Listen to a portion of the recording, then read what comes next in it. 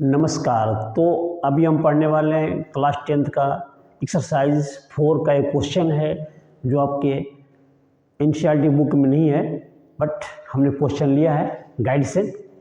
तो जो modern simple guide होते हैं उसे लिया है, बहुत ही इम्पोर्टेंट है, ठीक है आपके लिए, इसी इसको ध्यान से देखिएगा। A motor boat whose speed is 18 kilometre, एक मोटर बोट है जिसका स्पीड है 18 किलोमीटर, ठीक है। In still water takes 1 hour more to go 24 kilometre upstream, the same return downward to the same spot, find the speed of the stream. तो इसको मैं समझाता हूँ, पहले समझिए। कह रहा है एक, मान लीजिए वाटर है, ऐसे फ्लो कर रहा है, ठीक है जी, इस तरह से फ्लो कर रहा है वाटर।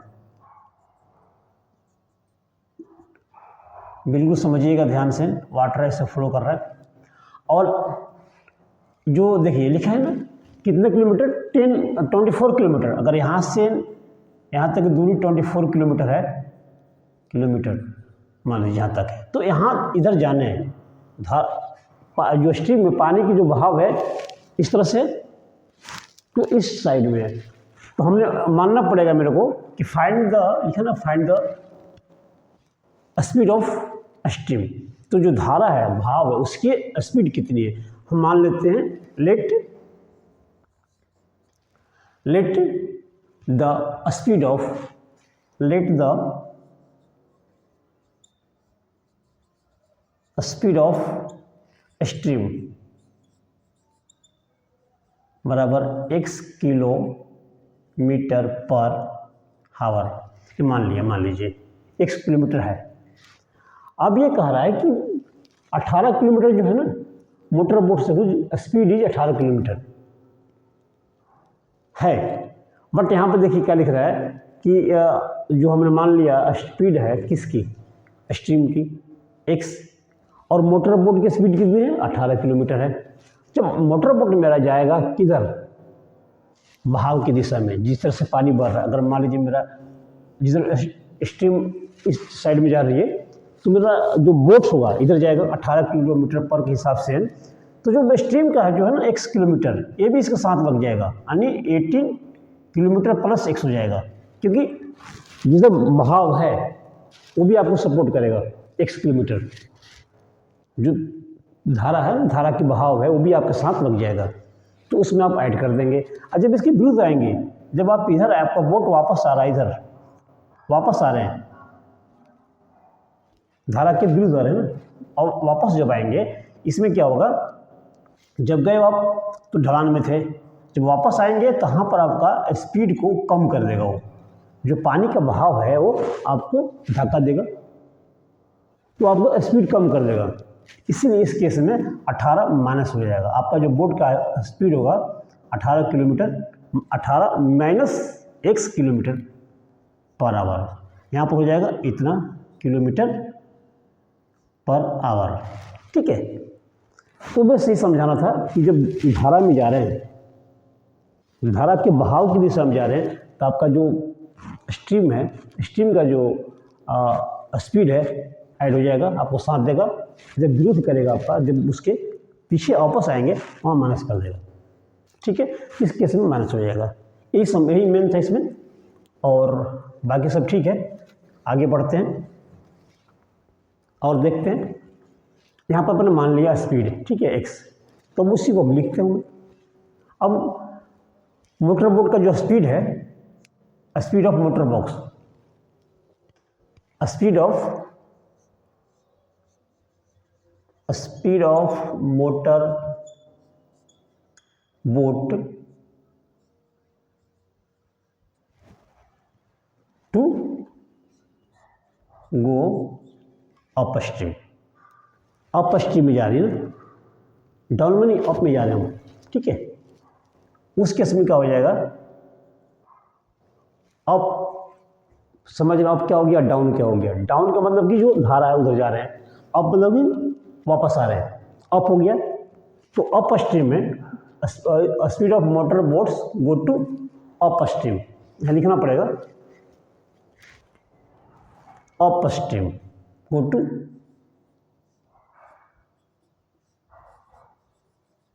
स्ट्रीम। यहाँ पर जो मोटर बोट का स्पीड था 8, उसमें आपका स्पीड माइनस हो जाएगा -x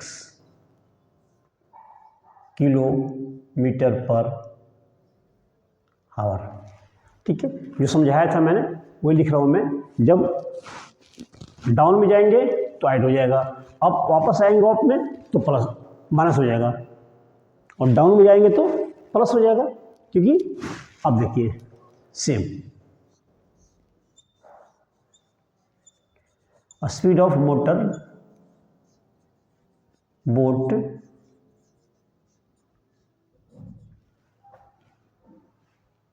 go to down stream. इस केस में आपका ना डाउन में जब जाएंगे तो आपका प्लस हो जाएगा किलोमीटर पर आवर।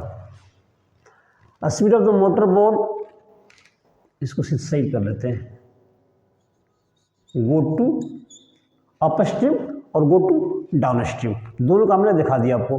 स्पीड मिल गया किसका, मोटर बॉक्स का। अब हमको क्या चाहिए, अब यहाँ पे देखिए लिखा ना टाइम के बारे में लिखा है, टाइम के बारे में लिखा है कि 1 घंटा ज़्यादा लग रहा है कब, जब आप अप में जाएंगे, अप में जाएंगे तो आपको 1 घंटा टाइम ज़्यादा लिखा ना, takes 1 more to go to upstream. जब हम अप स्ट्रीम में जाएंगे उस समय मेरा 1 घंटा ज़्यादा लगेगा, तो हम टाइम निकाल लेते हैं। अब हम निकालते हैं टाइम कि डाउन स्ट्रीम में टाइम कितना लग रहा है और अप स्ट्रीम में टाइम कितना लग रहा है मोटर बोट को। ठीक है, तो लिखते हैं कि time taken by boat go to up stream.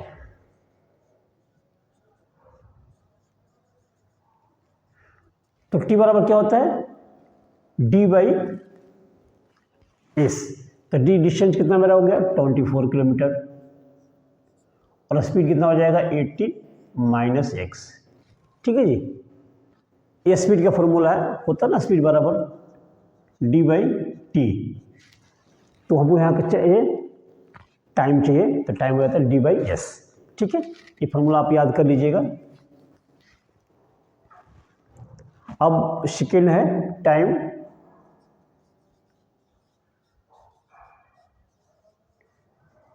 Bye boat go to downstream. Down speed में सेम होगा, और स्पीड बाई और डिस्टेंस बाई स्पीड, स्पीड है 18 + x। इस तरह से दोनों केस में अप स्ट्रीम में और डाउन स्ट्रीम में हमने टाइम निकाल लिया। ठीक है, यहाँ पर हम t1 कर देते हैं, टाइम t1 और ये टाइम t2। ठीक है, अब आप समझ सकते हैं कि अप स्ट्रीम में टाइम ज़्यादा लग रहा है 1 घंटा। ठीक है, तो अकॉर्डिंग टू क्वेश्चन का होना चाहिए, अकॉर्डिंग टू क्वेश्चन t1 में टाइम ज़्यादा लग रहा है ना, इस समय t1 बड़ा है t2 से, तो t1 - t2 हो जाएगा कितना 1 आवर। ठीक, बस ये आपका इक्वेशन बन गया, अकॉर्डिंग टू क्वेश्चन इक्वेशन बन गया कि आपका t1 जो है अप स्ट्रीम में टाइम ज़्यादा लग रहा है t2 के अपेक्षा, तो t1 में से t2 माइनस करूँगा 1 हो जाएगा। ठीक है, कभी आप t2 में से t1 माइनस मत कीजिएगा, यहाँ होगा t1 में से t2 माइनस होगा, क्योंकि अप स्ट्रीम से डाउन स्ट्रीम। अब इसकी वैल्यू रख दीजिए, तो 24/18 - x माइनस 24/18 + 4 = 1। ये आपका इक्वेशन बनेंगे। अब सोल्व करना है, आपके ऊपर डिपेंड करता है आप सोल्व कैसे करते हैं। तो सोल्व जितना आसान तरीके से करें अच्छा रहेगा। यहाँ पे देखिए 24 यहाँ दोनों साइड में है, दोनों जगह है, हम 24 को बाहर निकाल लेते हैं। 1/18 माइनस एक्स और -1/18 प्लस एक्स। यहाँ पर 4 कैसे आ गया, x होना चाहिए, ठीक है, बराबर 1। और आगे अब यहाँ पे एलसीएम लेना है, एलसीएम ले लेते हैं और 24 आगे यहीं पर कर लेते हैं हम। थोड़ा सा जगह देखते हैं, यहाँ मिल जाता है तो ठीक है जी। चलिए यहाँ पर जगह मिल गया। अब यहाँ पर एलसीएम लेते हैं, 24 तो ही रहेगा, छोड़ दीजिए। 18 माइनस एक्स और 18 प्लस एक्स, हमने एलसीएम लिया है इसका, दोनों का मल्टीप्लाई कर दिया है, तो यहाँ हो जाएगा 18 plus x minus cross multiply 18 और ये माइनस है तो प्लस हो जाएगा, x बराबर 1।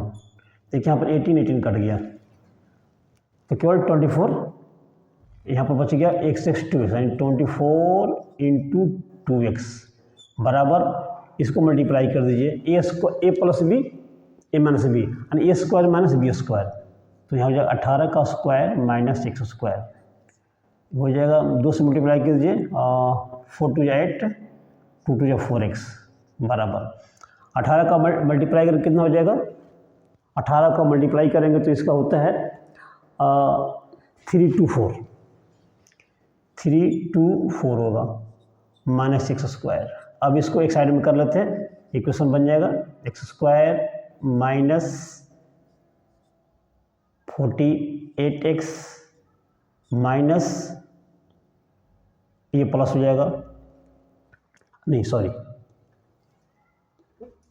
ये प्लस होगा और ये माइनस होगा, इधर ले लिया मैंने 324 इक्वल टू 0, ये इक्वेशन बन गया, ठीक है। इस इक्वेशन को क्वाड्रेटिक इक्वेशन हो गया। इस क्वाड्रेटिक इक्वेशन से x का मान निकाल लेंगे आप, तो आपका जो भी माना है हमने स्पीड ऑफ स्ट्रीम का वैल्यू आ जाएगा, ठीक है। यहाँ तक देख लीजिए, उसके बाद हम उसको यहाँ पर करते हैं, ठीक है। चलिए अब यहाँ पर करना क्या होता है, 324 का आप एलसीएम निकाल लीजिए, फैक्टर बना लीजिए और 2 बार हम कर लेते हैं, 1 6 दूनी 12 2 2 4, फिर 2 से जाएगा 8 1 81 आ गया। अब 3 से ले लेते हैं, 3 2 6 और 7 हो जाएगा 27, फिर 3 से कर लीजिए 9 हो गया, फिर 3 से कर दीजिए और 3 हो गया, फिर 3 से कर लेते हैं 1 हो गया। अब इस तरह से देखना है यहाँ पर क्या बैठेगा, ठीक है। एक्स स्क्वायर हो गया प्लस, अब यहाँ क्या रखो मैं, 3 3 जा 9, 9 3 जा 27 आ गया ना, और 2 से कर दीजिए कितना हो जाएगा, इससे कर लेते हैं 7 दूनी 14 और 5 54 आ गया, ठीक है। अब बच गए ये दोनों, 3 2 6 आ गया, देखिए 54x माइनस, इसमें से माइनस कर देंगे, 54 में से करेंगे 6 माइनस करेंगे अब, तो आ जाएगा 48 minus 6x minus 324 equal to 0। इस तरह से आपका काम आसान हो गया है, ठीक है।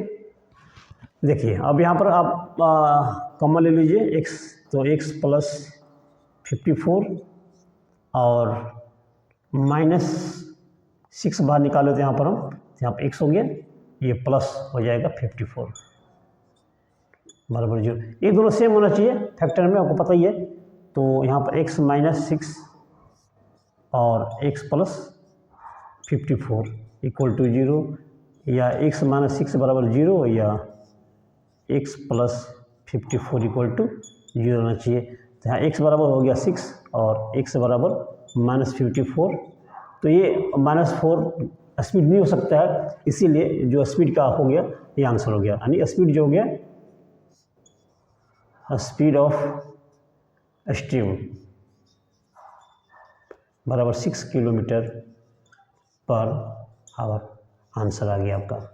इस तरह से बहुत ही इम्पोर्टेंट क्वेश्चन है, इसको एक बार ज़रूर देखें और बार बार रिवीजन करने से, प्रैक्टिस करने से ये आसान हो जाता है। क्वेश्चन में दम नहीं है, बिल्कुल आसान है, बस सिर्फ एक बार ध्यान से क्वेश्चन को पढ़िएगा और पढ़ने के बाद जो जैसा लिखा है क्वेश्चन में वैसा ही करना है, क्योंकि पेपर में सेम क्वेश्चन ही आता है, पैटर्न सेम होता है, बट डिजिट अलग अलग होते हैं। तो कब क्या लिखा है उसको पढ़ने के अनुसार ही आपको सोल्व करना है।